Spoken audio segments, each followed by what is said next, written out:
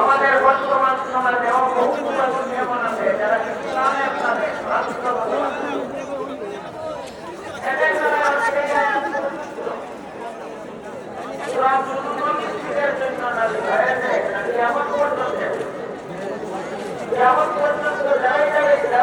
ইসলামের নামে মতামত গ্রহণ করে সবার জন্য সেই আয়াত করে দিয়েছিল। আমাদের যুগে যে সমস্ত লোক ইসলামের নামে রাষ্ট্র মতামত গ্রহণ করে এদের মধ্যে উল্লেখযোগ্য